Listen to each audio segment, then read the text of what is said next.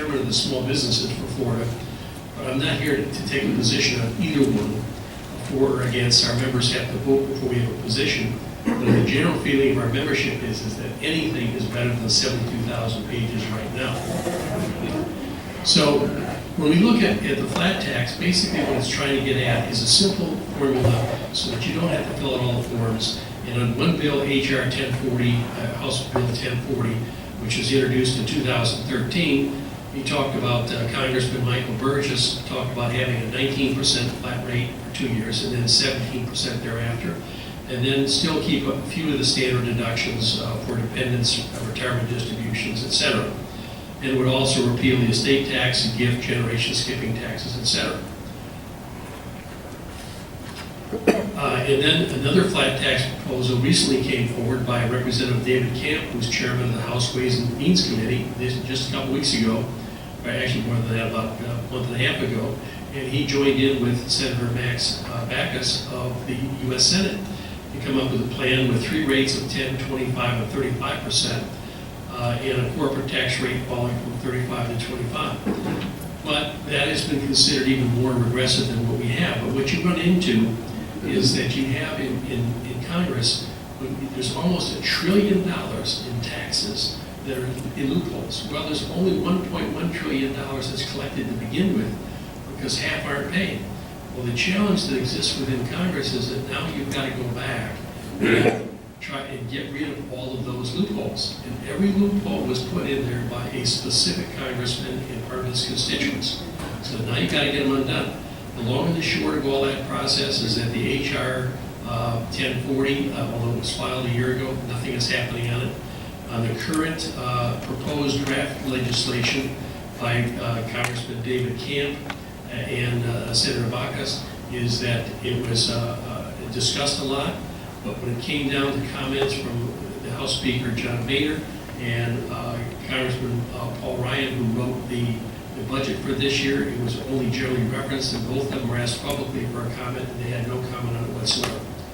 What happens is that there's a lot of people who lined up right away who wanted all their special interests to try to kill the bill or put amendments on it. Even the bill right now, the way it's put together or proposed, is about 1,000 pages. So right away you have everybody stepping forward to maintain deductions on interest on your home, to maintain every kind of a special deduction or credit because you want racehorses, and the list goes on and on and on. So right away nobody wants to touch it, and it gets bogged down in Congress. Basically, what has to happen in order to make a change on that, to simplify this, is that we need to have the leadership in Congress step forward and get the other congressmen together. That means Paul Ryan and John Boehner to get everybody together, because they're really, the direction in Congress comes from just 2 or 3 people. That's how it's done. No one individual congressman makes a decision that can make a difference. You need a team of people to do it. And I see we've got 10 seconds up there, so I think I'm finished at this point. There is good news later, by the way. If somebody asked me the question, like good news.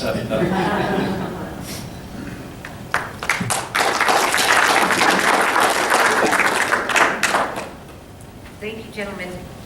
Let's see, is it on? Yeah, there we go. Thank you, gentlemen, very much. And in keeping that good news, I know we're going to open up to the audience for questions, but I would like to ask a question first.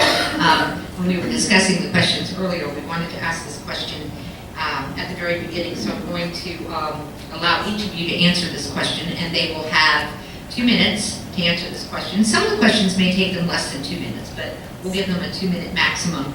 But we're going to alternate the order in which they answer. So since Mr. Fisher got to speak first, this question is going to be answered first by Mr. Chamberlain. And the question that we're going to go ahead and ask now is, what is the likelihood that there really is going to be any significant change in our current tax system? Well, first of all, let me say that as a tax attorney, I've often said that the only true reform of the Internal Revenue Code would be to stop changing it, because then we could all justify taking the time to figure it out.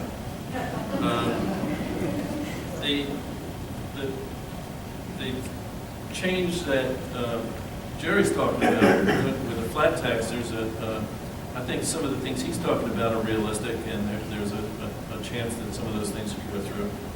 And it reflects what happened in 1986 when Reagan was president, and there was a major reform, and in fact, the Internal Revenue Code changed its name as a result of the changes in 1986, so it's now the Internal Revenue Code of 1986.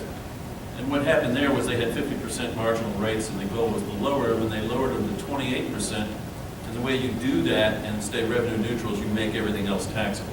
And so you get rid of a lot of loopholes, and you also, they shut down, through a lot of complexity, they shut down all the tax shelters that were going on in the late 70s and early 80s. The real problem with the fair tax, on the other hand, is that it is a purely Republican venture. It has 56 House sponsors, 9 Senate sponsors, and every single one of them is Republican. The problem with, well, if there's a Democrat, I'd like to know who it is. I haven't seen it, but if there's, the problem is that the tax itself, it shifts the burden away from the very rich and onto the middle class. And the reason for that is that it is a consumption tax, and the wealthy are in the position to save the most money and not pay the tax. And so from the perception of whether you're going to address the problems of inequality, whether that's a social function for Congress to deal with, from my perspective, if you're not going to deal with that issue, you're not going to get the Democrats on board, you're not going to make the changes. So, and as part of it, for example, the tax repeals the estate and gift tax. Well, the Democrats aren't going to buy that. I mean, what's the purpose of, the only people that pay the estate and gift tax are people who are getting a windfall. They didn't make the money. It's the children of somebody who made the money. So, and when you look at it, you say, well, there's a 72% of people are against the death tax. She's gonna. Okay, go ahead. Yeah, I'll sorry. get it later. All right, Mr. Pierce, we're going to give you that same question. What is the likelihood of any significant change actually taking place in our current tax system? I think that the possibility, right, excuse me, let me get this back here, I need to get it coordinated. I think the possibility right now is greater than it ever has been. However, as I mentioned earlier, everything in Congress is really decided by a couple people. It's a committee of 535, but a couple people make all the decisions. In the House of Representatives, all funding and tax bills have to originate in the House by the federal Constitution. That means the Speaker, John Boehner, has to determine to bring it up and make an effort to move it forward. Now, my suggestion, and I'm being a little bit facetious on this, is your local congressman here, Richard Nugent, I think was former sheriff of the county, or in police, in another county. I suggest that he put Speaker John Boehner and Chairman of the Budget Committee, Congressman Paul Ryan, under house arrest.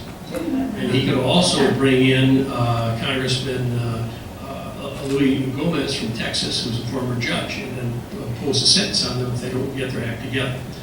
Now, what's their motivation? They could have some fun with it. What's their motivation?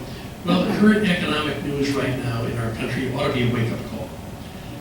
The gross national product, or gross domestic product in the United States, we just announced 2 days ago, only grew by 0.1%. Okay? That ought to wake us up. China, a couple of days ago in the newspaper, also was announced to be projected this year to be the largest economy in the world. The average middle, another news article just came out, so the average middle-class Canadian standard of living is now projected to be above the middle-class U.S. citizen. And the Heritage Foundation just came out with their 2014 Index of Economic Freedom, now ranks the United States as number 12 in the world, a dramatic drop from the last study of 6 points, or 6 positions. So there are things out there that ought to be a wake-up call for our elected representatives. It's up to each of us to go after them, meet with them, write in letters, call them on the phone, say you must do something and do something now because our country is in serious trouble. Thank you.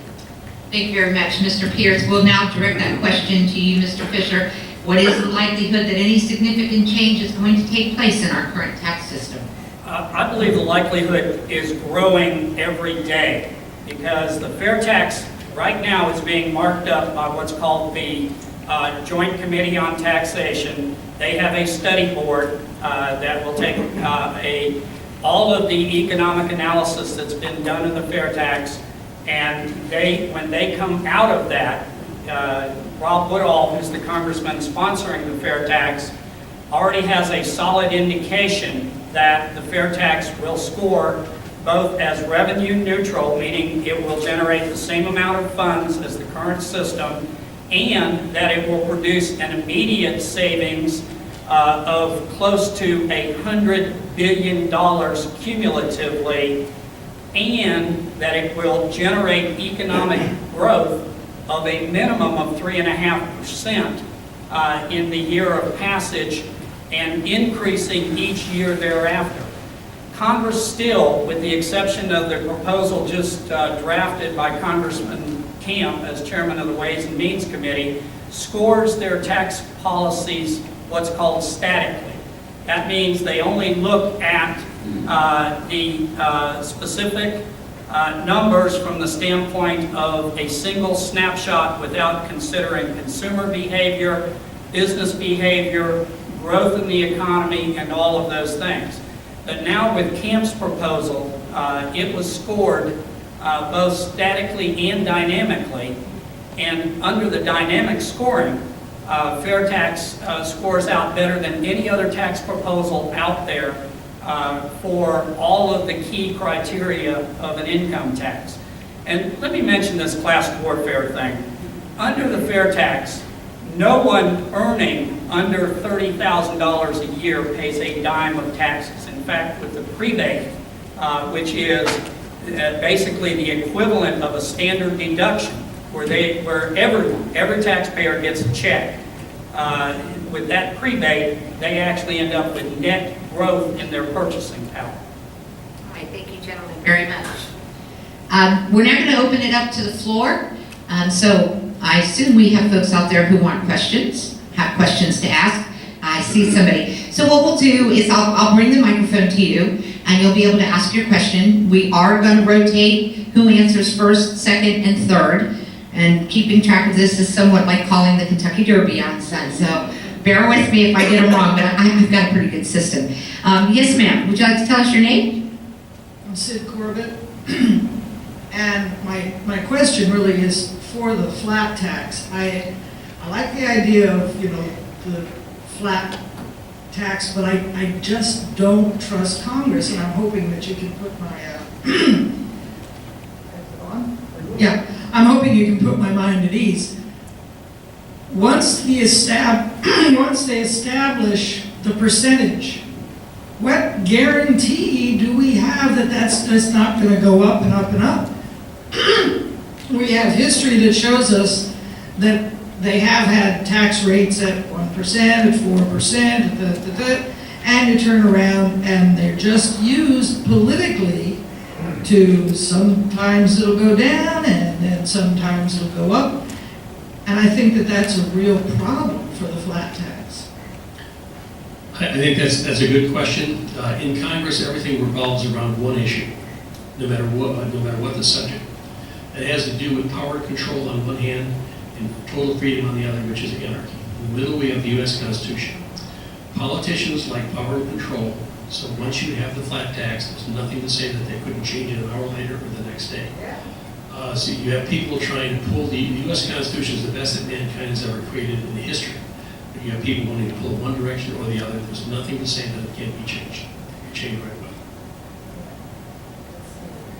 And we are going to give our other gentlemen the opportunity to answer all of the questions that are asked too. And Mr. Pierce was actually supposed to go first there. So our next one is going to be Mr. Fisher. We'll give you an opportunity.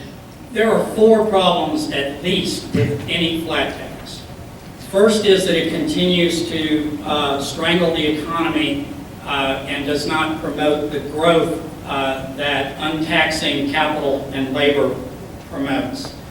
The second is that it continues to require a $12.8 billion per year IRS that recently sent out $4 billion in fraudulent tax refunds, 125 of which went to the same address. The third problem with it is that it is costly to administer, but less costly than our current system, and it doesn't eliminate the payroll tax. So if you have a 19% flat tax, which is what Camp's proposal is for 2 years, then it goes to 17, and you're employed, you're actually paying close to a 30% tax rate because you have 14% that is FICA withholding. 6.5% of that you pay, 6.5%, or I'm sorry, it's about 7% each now for you pay it, and 7% that your employer pays it. That 7% your employer pays increases the cost of everything that you buy, because corporations and businesses do not pay taxes. They collect taxes. That's the bottom line of it, is they are nothing when it comes to taxes more than a tax collection entity as they exist today. The problem is, in trying to file those FICA returns, their tax returns and everything else, we have over $400 billion in wasted expense in our economy, and hundreds of thousands of hours that businesses could be doing something that would be growing their business. So those are the problems with the flat tax. It's nice in theory, but it just isn't going to stay there. Mr. Chamberlain will give you the opportunity. Oops, I guess we have a little bit of a delay here. Mr. Chamberlain will give you the opportunity to address that same question. I have highlighted some materials from my research. There's a quote, an economist named Martin Sullivan. Quote, "There's nothing in the history of federal tax legislative process to suggest that a federal consumption tax would be untainted by special interest provisions." So the whole idea that you could have a stable tax system, like I said before, the only real reform would be if we could stop changing it. We're going to change. It's going to change. It's going to change all the time. I think it's naive to think that it wouldn't. That's it. Since I brought up the fair tax, can I respond? Well, if you would, we'll ask the audience. Would you like to give Mr. Fisher an opportunity to respond to that? Yes. Go ahead, sir. Well, with the fair tax, you see exactly what you're paying a tax on. You're seeing exactly what the rate is. And I guarantee you, if after a year of the flat tax, and it's working, which it will, that when your congressman comes out and says, you know what, I got a buddy over here on K Street who's a lobbyist, and he really wants me to exempt out backward turning screw fans from the fair tax. So we're gonna grant him this exemption to the fair tax, or we're gonna lower his rate from 23 to 19. That congressman will be run out of town on a rail, because you can't start messing around with a consumption tax without every citizen being aware of it. And the one feature to the fair tax that no other tax system has is that you as the taxpayer decide when you want to pay it. You only pay it on the purchase of new goods and services. And 82% of all of the services in this country right now, cumulatively, in terms of the dollar volume of services, 82% are by a group of 500 or less companies. And you think they're going to go out of their way to go to jail or be criminally prosecuted to avoid the payment of that service tax? It's not going to happen. 92% of all consumer sales right now of new consumer goods are by a group of under 500 companies. This thing is going to work so smooth and so well that you won't believe it. All righty. Do we have another question out there? I see a gentleman right here. Sir, would you give us the first name? Sure. My name is Dwight. Just kind of curious. We got all these tax systems. Is there any system that will work best to keep the government from spending money? This one's going to go to Mr. Fisher first. The only way to control what they spend is to first control how they get it and how much they get. When that's visible and when every citizen's aware of what they're actually paying in a tax. Mickey Mouse sold payroll deduction to the American population at the end of World War II. We never had payroll deduction until Franklin Roosevelt, near the end of World War II, enlisted Walt Disney to sell the idea of payroll deduction. Payroll deduction is the biggest hider of taxes that's out there. So yeah, I think that you're going to have a system with the fair tax that's going to be visible, it's going to be efficient, and it's going to be, your decision as to when to get taxed and when to not get taxed. Mr. Chamberlain? That's actually an interesting question about whether the nature of the tax could somehow affect the expenditures. I don't see a direct connection between them, but the thought that occurred to me when you asked the question was, I remember back in when the service tax was being imposed, I was literally wearing a three-piece suit, carrying a placard around to repeal the thing. And John Mills was the Speaker of the House at the time. I had a conversation with him, and what he thought one of the benefits of the service tax in his mind was that revenues would increase faster. That was a benefit because the government could grow faster. I found that to be a reason to not to do it. Mr. Pierce? Okay, I think that the answer to this really has to be that we need to elect good people to Congress. Of the Tea Party group, about 65 that got elected, it's not too hard today to tell what all the buzzwords are, that you're for lower taxes, balanced budget. But of those that were elected saying those things, only half voted in accordance with what they said. I think you got to peel in a way, question very carefully. Most people in Congress, only about 10 to 15% actually do any real work. And we need to get better people. We need to have our community involved. Less than 0.5% of the voting age people in our country have ever attended a political event or given as much as $10 to a politician in their entire life. So we are the problem. Congress is not the problem. We're putting people into office without questioning them, without calling them on the phone, without holding their feet to the fire. So I think the answer is with us. It's not with Congress. And if we do our job and the community does, we can change things and turn around. If we don't, we're going to get what we got. Well, that's one of the oldest cliches out there. If you always do what you've always done, you'll always get what you've always gotten, right? Another question? Yes, sir. My name is Bob Paxton.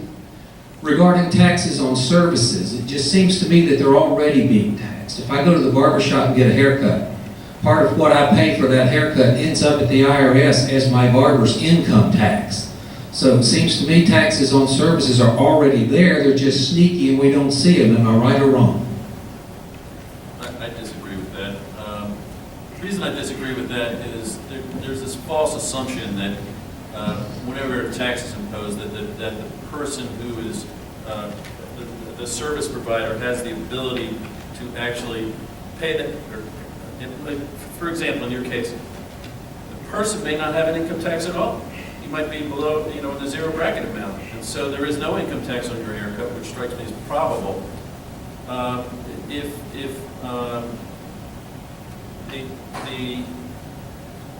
The idea that all of the taxes can get passed through is really a ruse. For example, I charge an hourly rate for my services. If I suddenly have to give 23% of my revenues to the federal government and some to the state, so now I'm giving 30% of my revenues, what makes me think I can collect 30% more, or 40% more times 30, get it back to where I was before? My services aren't worth any more money. Why wouldn't I look at that and say, man, that's a 30% coming off the top of my gross? And then on top of that, I'm going to be looking at a price structure that everything I buy is more expensive. Now, that rationale that I just said right there has as much merit to it a priori as the alternative way of looking at it, that it's going to be cost-free to me because I can pass the tax on. And that I'm going to see the price level the same even though there's a 30% sales tax, because all the people have embedded taxes that are going to be able to drive the price level down. I don't know which way it's going to be. I don't know in advance, a priori, which is going to be. And because of that, there's a lot of uncertainty associated with it. If I, as a service provider, the whole idea of my paying tax on my gross, on my service collection, scares me. Mr. Pierce, you're next, actually, because that question was to go to Mr. Chamberlain first. So, Mr. Pierce, you are next this time. Would you repeat the question again? My mind has been wandering. You're witnessing a failing mind.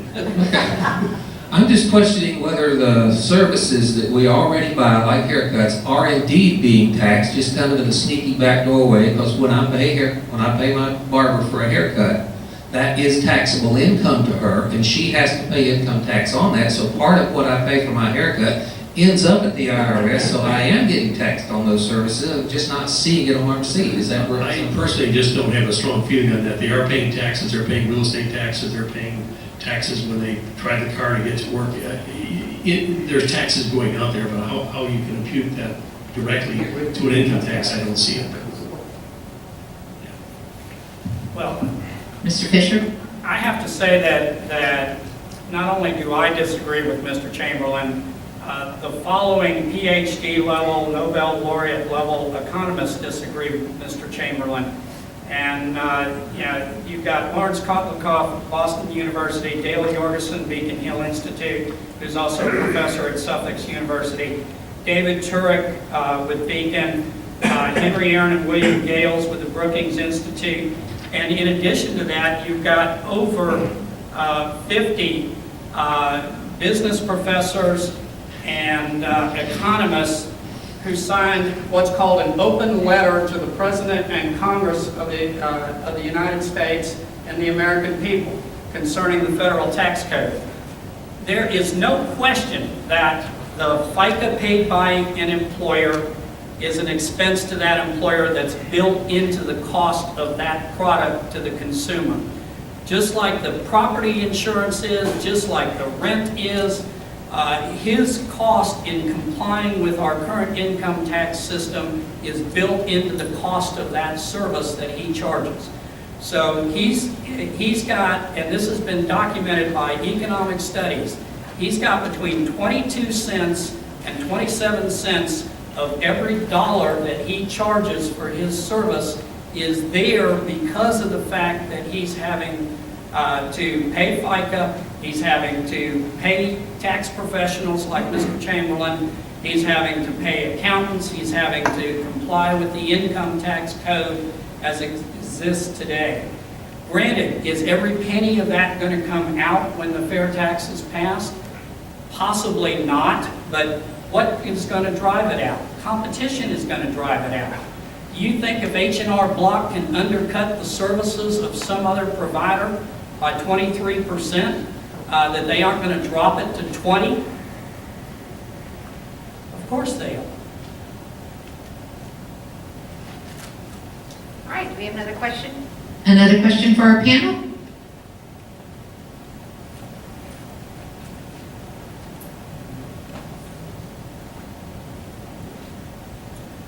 Regarding the IRS, I believe that the IRS today has become to the American people what the Gestapo and is to Russia and to Germany.